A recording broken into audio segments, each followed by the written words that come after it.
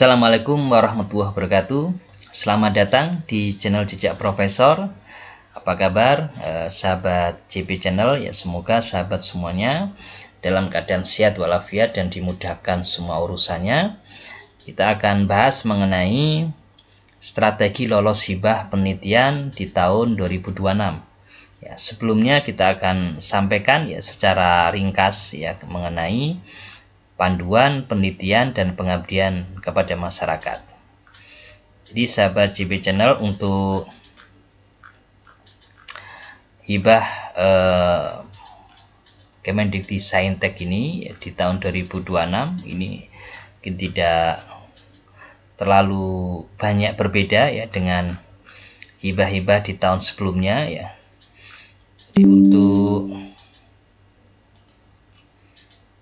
skema ya, langsung kita masuk aja kepada skema penelitian ya. Jadi ada skema penelitian dasar dan skema penelitian terapan ya. Skema penelitian dasar ini untuk meningkatkan kapasitas peneliti ya, serta membangun rekam jejak yang mengarah pada budaya riset yang unggul. Jadi mungkin sebelum masuk ke skemanya ya, ada 5 prioritas ya, 5 prioritas yang perlu kita ya pahami ya. Ini dari 17 prioritas Asta Cita ya, ini ada 5 prioritas, yaitu mencapai swasembada pangan, energi dan air, memperkuat pendidikan, sains, teknologi serta digitalisasi, menjamin pelestarian lingkungan hidup, melanjutkan hilirisasi dan industrialisasi berbasis SDA dan maritim untuk membuka lapangan kerja seluas-luasnya dalam mewujudkan keadilan ekonomi, serta melestarikan seni budaya, meningkatkan ekonomi kreatif dan meningkatkan prestasi olahraga. Jadi nanti rekan-rekan semuanya bidang keilmuannya bisa dikaitkan ya dengan 5 prioritas tersebut ya. Dan diarahkan untuk menjawab permasalahan bangsa Indonesia ya, serta memberikan solusi dan inovasi berbasis hasil riset. Jadi kemudian di sini ada skema dasar dan skema terapan. Luaran dari, saya lanjutkan untuk penelitian dasar. Luarannya diharapkan dapat menjadi pendorong penemuan ilmu pengetahuan baru yang dapat digunakan untuk pengembangan teori atau model ya, menuju skema penelitian terapan maupun pengembangan. Jadi dasar ini nanti bisa direncanakan untuk menuju ke skema penelitian terapan dan juga memperkuat jejaring antar perguruan tinggi.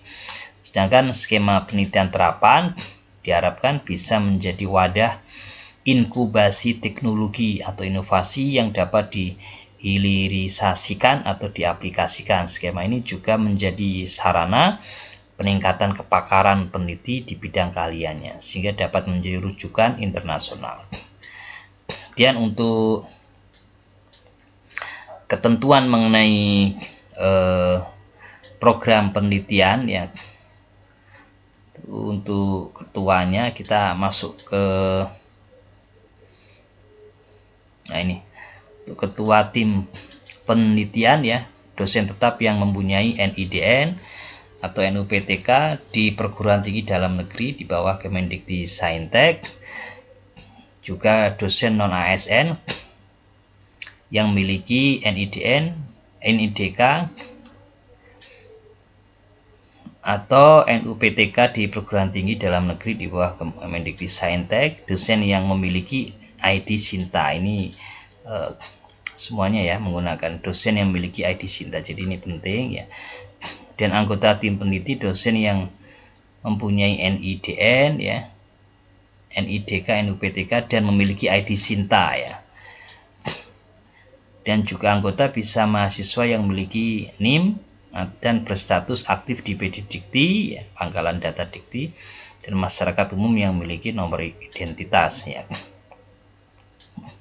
Ketua tim peneliti berstatus aktif, ya, tidak sedang tugas belajar, izin belajar, sabbatical leave, atau status lainnya yang mengindikasikan bahwa dosen tersebut sedang tidak aktif mengajar. Anggota tim dosen juga berstatus aktif, ya, sama ini. Dan tim pengusul penelitian berasal dari perguruan tinggi yang tidak dalam status pembinaan atau terkena sanksi. Dan pengusulan proposal dilakukan melalui laman Bima, ya, dan harus mendapatkan persetujuan dari pimpinan LPPM atau lembaga penelitian. Setiap dosen dapat mengusulkan satu usulan sebagai ketua dan satu usulan sebagai anggota atau dua-duanya sebagai anggota. Khusus untuk penelitian pasca sarjana, pengusul dapat mengajukan paling banyak 5 usulan, ya. Sebagai ketua tidak termasuk ketentuan. Poin C, dengan ketentuan hanya boleh mendapatkan pendanaan maksimal sebanyak 2. Jadi meskipun bisa mengusulkan paling banyak 5, ya, tetapi hanya boleh mendapatkan pendanaan maksimal 2. Dan untuk penelitian lanjutan, ya, dan penelitian skema, ya, penelitian magister menuju disertasi sarjana unggul ini, ya, BMDSU, ini tidak termasuk dalam kuota pengusulan baru di luar ketentuan C dan D. Di luar ketentuan ini, ya, kalau merupakan penelitian lanjutan. Luaran wajib dari penelitian harus selesaikan paling lambat 1 tahun setelah tahun pendanaan berakhir.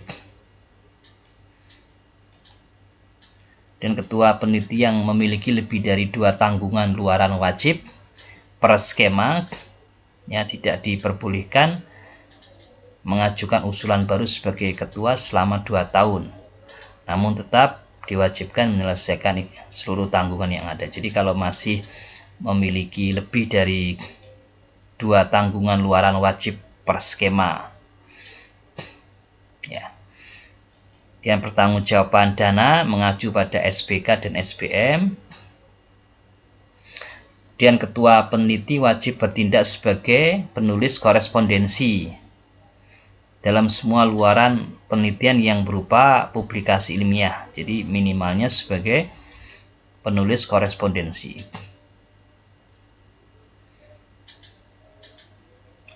Khusus untuk penelitian disertasi doktor, PDD atau PMDSU, mahasiswa anggota peneliti wajib menjadi penulis pertama dalam luaran penelitian yang berupa publikasi ilmiah. Kemudian juga ini yang penting, peneliti wajib mencantumkan nama, ya, DPPM, ya, Ditjen Risbang, ya, Kemendikbudristek sebagai pemberi pendanaan beserta tahun pendanaannya pada setiap bentuk luaran, baik publikasi ilmiah, makalah yang dipresentasikan maupun poster dalam bagian acknowledgement atau sumber dana. Ini diwajib kita cantumkan.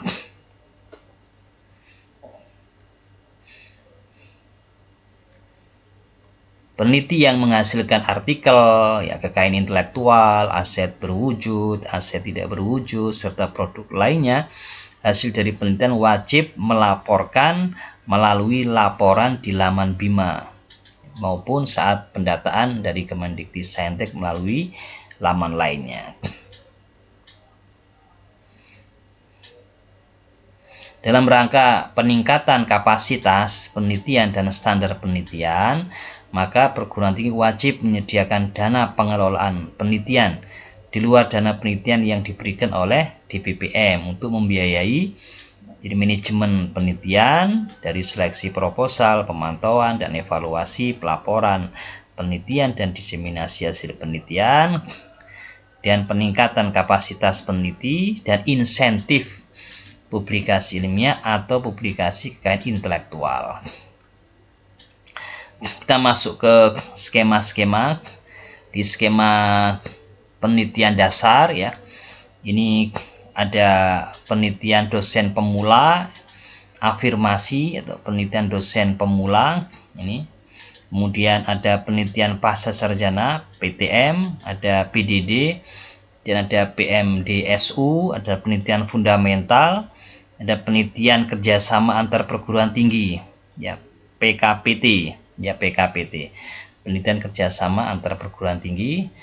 Sedangkan penelitian terapan ada 2, itu TKT-nya levelnya 4-6. Kalau tadi untuk yang penelitian dasar TKT-nya level 1 sampai dengan 3 untuk tingkat kesiap terapan teknologi. Sedangkan penelitian terapan level 4 sampai dengan 6, dan penelitian terapan luaran prototipe dan penelitian terapan luaran model. Masuk ke penelitian dasar.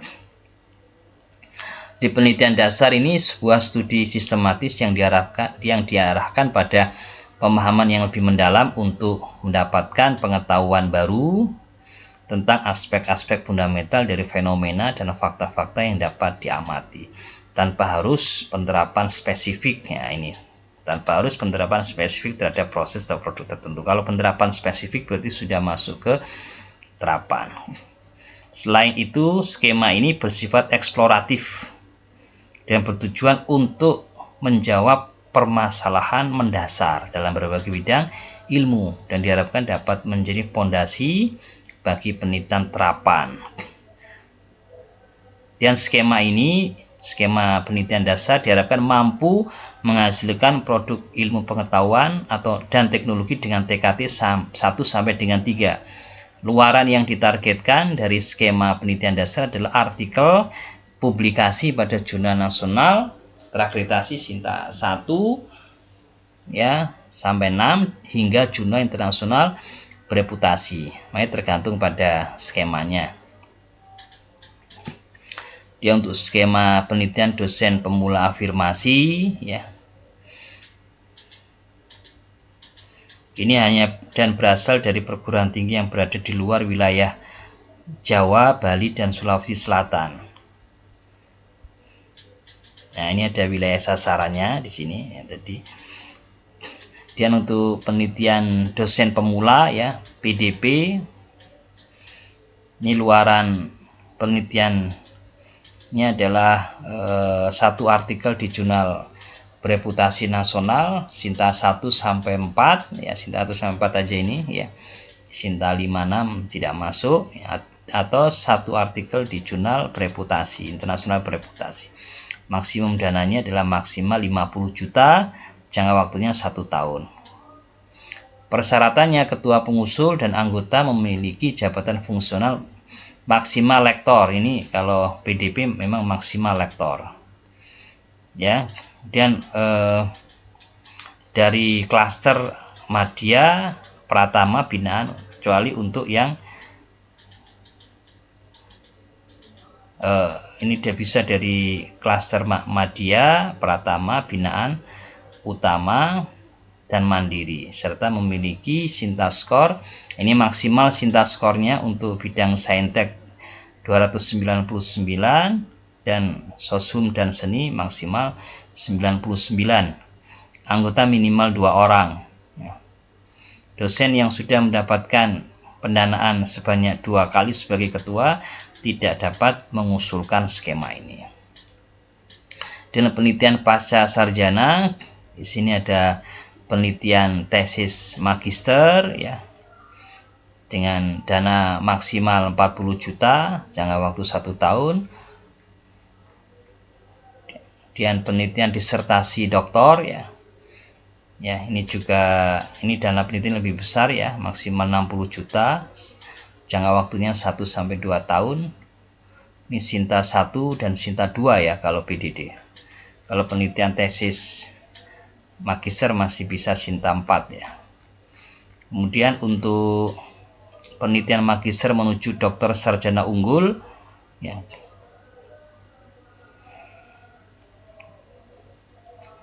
Ini juga Sinta 1 sampai dengan Sinta 6 ya. Lebih mudah ini karena ada sampai dengan Sinta 6.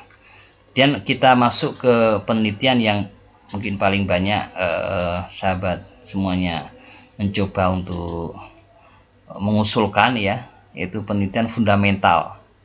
Penelitian dasar yang ditargetkan untuk dosen yang sudah memiliki kepakaran pada bidangnya sehingga diharapkan dapat menghasilkan prinsip dasar ya, teknologi, formulasi konsep, dan atau aplikasi teknologi hingga pembuktian konsep. Jadi luaran per tahun adalah 1 artikel di jurnal bereputasi internasional. Jadi PF ini ya, atau penelitian fundamental ini ya, ini luaran wajibnya adalah jurnal internasional bereputasi. Maksimalnya 150 juta, jangka waktunya 1 sampai 2 tahun. Dan persyaratan pengusul, kalau ketua pengusul dengan kualifikasi S2 minimal lektor. Atau ketua pengusulnya dengan kualifikasi S3 tidak dipersyaratkan memiliki jabatan fungsional. Jadi ini insya Allah sahabat JP Channel banyak yang memenuhi persyaratan yang pertama ini, maka bisa mengajukan usul ke ini. Nah, ini juga kita lihat sintanya ya, untuk yang Saintek 300 ya, sedangkan ini minimalnya 100 untuk yang Soshum dan Seni. Dan ketua pengusulnya berasal dari klaster Mandiri, Utama ya, Madya, Pratama, dan Binaan. Ini bisa ya, bisa semuanya ini ya, bisa masuk. Kemudian anggota pengusul minimal 2 orang dengan salah satu anggota adalah dosen yang berasal dari perguruan tinggi yang sama. Dan untuk PKPT ya, kalau PKPT ini meningkatkan kerjasama peneliti antar perguruan tinggi dengan klaster yang berbeda menuju tercapainya peningkatan dan pemerataan kualitas penelitian. Tim peneliti terdiri dari 2 kelompok, tim peneliti pengusul TPP yang berasal dari klaster ya, yang berasal dari klaster yang lebih rendah ya, Madya, Pratama, dan Binaan yang ketuanya. Tim peneliti pengusulnya dengan mitranya dari klaster yang lebih tinggi yaitu Mandiri dan Utama. Ini juga luarannya 1 artikel di jurnal bereputasi internasional dan juga maksimalnya 150 juta, jangka waktu 1 sampai 2 tahun. Yang bersama ini ya. Ini persyaratan pengusulnya aja yang berbeda. Sedangkan untuk penelitian terapan ya, dapat memberikan solusi dari suatu masalah yang ada di masyarakat, industri maupun pemerintahan sebagai lanjutan dari penelitian dasar untuk menghasilkan produk penelitian hilirisasi ya. Dan penelitian dibagi menjadi 2, penelitian dengan luaran prototipe dan dengan luaran model. Nah, ini penjelasannya untuk yang penelitian terapan ya, dana penelitian per tahun maksimal 500 juta, jangka waktu 1 sampai 2 tahun untuk yang prototipe ya, prototipe. Jadi luaran monotahunnya ya dalam bentuk 1 perwarupa yang telah diuji oleh lembaga resmi. Laporan visibility study ini kalau 1 tahun, kalau multi tahun nanti pembagian menjadi ada luaran wajib tahun pertama dan luaran wajib tahun kedua.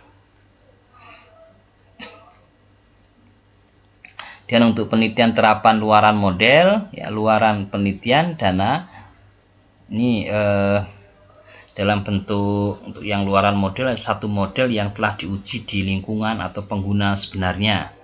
Laporan visibility study produk yang dikembangkan. Kalau untuk yang model ya jangka waktunya 1 tahun ya, maksimal 250 juta ya, lebih rendah daripada yang prototipe. Baik sahabat JP, kita masuk ke bagaimana strateginya lolos hibah penelitian 2026 ya di channel Jejak Profesor seri khusus pendanaan riset nasional. Memahami bagaimana mekanismenya, jadi sudah kita pahami mekanismenya, menghindari kesalahan dan menyusun proposal yang kompetitif untuk meraih pendanaan riset. Karena memang berbeda ya sahabat JP channel antara proposal untuk hibah penelitian dengan kita menyusun proposal untuk menghasilkan artikel penelitian. Memang ada perbedaan ya, karena di dalam hibah penelitian itu ya memiliki beberapa tiap bagian itu ada minimal persyaratannya. Jadi memang di sini diarahkan untuk menyelesaikan persoalan ya di masyarakat ya, di industri ya, atau di perusahaan ya. Jadi kita tadi sudah baca ya di panduan ya mengenai jenis skemanya ya, skema penelitian dasar, terapan, dan juga jangka waktunya ya. Silakan ini mulai kita arahkan ya usulan proposalnya itu pada skema penelitian yang kira-kira akan kita tuju ya kemana. Dan komponennya juga untuk tahun 2026 juga hampir sama ya dengan tahun 2025 dan sebelumnya ya. Jadi yang penting di sini adalah khusus untuk penelitian dasar ya, dibolehkan untuk menggunakan komponen biaya luar, biaya luaran wajib sebagai biaya publikasi, artikel processing charge, EPC, tapi maksimumnya 10% dari pendanaan setiap skema. Jadi kalau misalkan pendanaan untuk skema penelitian fundamental adalah ya 150 juta, berarti di sini maksimum 10%. Tidak boleh digunakan untuk honorarium tim peneliti, pembelian tanah, pembelian kendaraan, pembangunan lab, gedung, kantor, pembelian alat, ya mesin, peralatan laboratorium, atau peralatan lain yang berpotensi menjadi aset pembelian atau pengadaan alat komunikasi, termasuk pulsa internet atau paket internet tidak boleh. Kemudian jaminan dan pinjaman kepada pihak lain, hibah atau bantuan berbentuk uang tunai kepada pihak lain, dan juga penggunaan lainnya yang tidak relevan dengan pencapaian target luaran penelitian. Jadi ini ada yang harus diperhatikan. Dan kalau kita nanti bagi menjadi seleksi administrasi dan seleksi substansi, sahabat JP Channel. Untuk yang tahapan seleksi administrasi ini adalah gerbang pertama yang menentukan kelayakan. Jadi kalau lolos ini maka akan masuk ke seleksi substansi. Kalau secara administrasi nggak lolos ya maka tidak akan masuk ke seleksi secara substansi. Maka reviewer ya akan memeriksa setiap detail teknis dengan teliti. Ya misalnya format yang terbaru, maka gunakan format template BIMA yang terbaru ya tahun 2026, dan itu bisa diakses kalau sahabat semuanya sudah mulai memasukkan beberapa informasi mengenai usulan proposalnya. Jadi nanti pada proses yang sedang berlangsung untuk menginput itu, pada satu titik nanti kita akan kita akan unduh template proposalnya. Jadi sebelum itu ya kita buat aja usulan proposal dalam bentuk Word ya, yang disitu sudah ada citation stylenya dengan menggunakan Vancouver ya, Vancouver urutan abjad, urutan dengan menggunakan nomor ya, artikel atau sumber yang pertama maka akan dimasukkan sebagai daftar pustaka yang pertama. Kemudian kepatuhan jumlah kata, per bagian itu ada batasan katanya harus dipatuhi ya, meskipun hanya ya kelebihan 5 kata ya, kelebihan 1 kata itu ya mungkin tidak bisa dianggap lolos secara administrasi. Dan gaya citasi harus konsisten, itu menggunakan Vancouver ya. Format kata kunci yang menggunakan titik 2 ya. Tanda pemisah harus tepat dan jumlah kata kuncinya sesuai dengan ketentuan. Semuanya harus kita perhatikan yang berkaitan dengan seleksi administrasi. Dan seleksi atau sebelum masuk ke seleksi substansi, kesalahan administrasi yang paling sering menggagalkan ya, banyak proposal yang berkualitas gagal karena kesalahan teknis yang sebenarnya bisa dihindari. Maka harus perhatikan jumlah kata untuk setiap bagian, tidak boleh melebihi atau kurang dari batasan yang ditetapkan. Berarti melebihi lah ya, melebihi. Kemudian citasinya tidak konsisten, tidak mengikuti ya citasi ya, misalkan Vancouver tapi menggunakan citasi apa. Pembagian tugas tidak jelas ya, maka pembagian tugas setiap tim itu tidak jelas di setiap tahapannya. Dan format kata kuncinya juga salah, tidak menggunakan titik dua tapi menggunakan koma atau menggunakan titik ya. Dan template-nya juga masih pakai format template yang lama ya.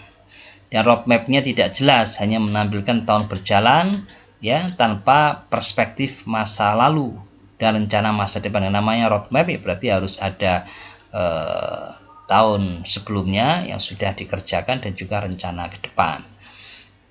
Dampak kesalahan administrasi ya, maka proposal gugur tanpa dinilai. Kesalahan administrasi menyebabkan proposal tidak akan masuk pada tahapan penilaian substansi meskipun risetnya berkualitas. Dan juga penurunan reputasi institusi, LPPM dan program studi kehilangan kredibilitas dalam performa riset di tingkat nasional karena nanti akan berdampak ya pada nilai skor Sinta ya, secara nasional. Peluang pendanaan berkurang, track record yang buruk mengurangi peluang mendapatkan pendanaan di tahun-tahun selanjutnya. Rekam jejak terganggu, kesulitan membangun kepakaran yang terverifikasi di sistem BIMA dan Sinta. Jadi harus kita perhatikan ya Bapak Ibu sekalian mengenai persyaratan administrasinya. Dan kesalahan substansi ya, kita masuk ke kesalahan substansi. Di roadmap-nya tidak koheren, tidak menggambarkan kesinambungan riset dari masa lalu, sekarang hingga masa depan. Jadi harus ada ya namanya roadmap ya, berarti harus berkesinambungan riset itu yang menunjukkan ya bahwa pengusul itu memiliki rencana yang jelas ya, rekam jejak dan juga rencana yang jelas ke depannya. Penelitian rujukan tidak relevan, jadi relevansi dan juga kemutakhirannya ya. Jadi harus relevan ya dan juga mutakhir ya. Jadi riset kalau kita mengusulkan tahun 2026 berarti sebagian besar citasi kita, referensi kita ya harus tahun 2025 ya, 2024 ya, 2023 ya, yang sebagian besar dari situ. Nanti kita akan bisa menghasilkan ya proposal yang mutakhir ya. Dan ketidaksesuaian kepakaran ya, keahlian pengusul tidak match dengan topik yang diajukan ya. Jadi ini harus dipahami. Pembagian tugasnya tidak konsisten ya, tidak sinkron, bisa dengan metode. Jadi metode yang dirancang ya itu tidak terwakili oleh peran anggota tim. Jadi anggota tim seharusnya konsisten dengan metode yang digunakan atau dirancang. Rumusan masalahnya lemah, tidak tajam. Jadi teman-teman semuanya di latar belakang masalah itu buat rumusan masalah yang tajam ya. Yang biasanya muncul adalah yang kesalahan yang sering terjadi tidak tajam, tidak menunjukkan riset gap yang jelas dan spesifik ya. Kebaruannya juga tidak jelas, apa inovasinya ya, state of the art-nya juga tidak jelas ya. Inovasi yang ditawarkannya atau kebaruannya juga tidak terukur atau tidak bisa dibedakan dengan riset-riset sebelumnya kan gitu. Dan metodenya juga tidak konsisten. Pendekatan metodologis ya tidak sejalan dengan tujuan atau rumusan masalah. Jadi harus dibuat yang konsisten ya, mulai dari latar belakang masalah, rumusan masalah, tujuan penelitian ya, sampai pada pendekatan atau metode penelitian. Anggarannya tidak mendukung metode ya, jadi nggak sesuai antara anggaran RAB-nya dengan metode dan tidak realistis untuk mencapai luaran. Dan contoh kelemahan kalau kita lihat di rumusan masalah itu ya ada kesalahan umum karena terlalu umum. Maka dalam rumusan masalah kita bisa memasukkan ya rumusan masalah secara umum, kemudian secara spesifiknya bisa kita tulis ya. Jadi terlalu umum ya, misalnya masalah pendidikan di Indonesia itu masih banyak, ini apa ya, kan harus spesifik kita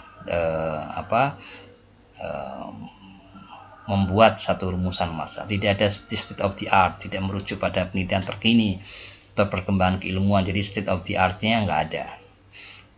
Tidak ada juga riset gap, tidak menunjukkan celah pengetahuan yang perlu diisi, kekurangannya apa dari riset terdahulu ya hasil penelitian yang tidak konklusifnya seperti apa. Tidak ada konteks dampaknya, tidak menyebutkan siapa yang terkena dampak dan relevan.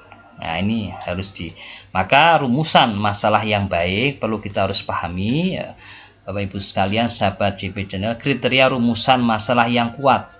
Yang pertama harus spesifik, meskipun nanti kita bisa aja menyebutkan rumusan masalah secara umum, nah kita tambahkan rumusan masalah secara spesifik, menunjuk pada permasalahan yang terdefinisi dengan jelas dalam latar belakang permasalahan dan terukur dan berbasis bukti terkini. Aculah ya literatur atau referensi dari jurnal, bisa jurnal internasional bereputasi, jurnal nasional terakreditasi yang mutakhir sampai dengan 5 tahun terakhir. Menunjukkan riset gap yang jelas, mengidentifikasi celah pengetahuan atau solusi yang belum ada, dan linier dengan tujuan, konsisten dengan tujuan, metode yang digunakan, dan luaran yang ditargetkan.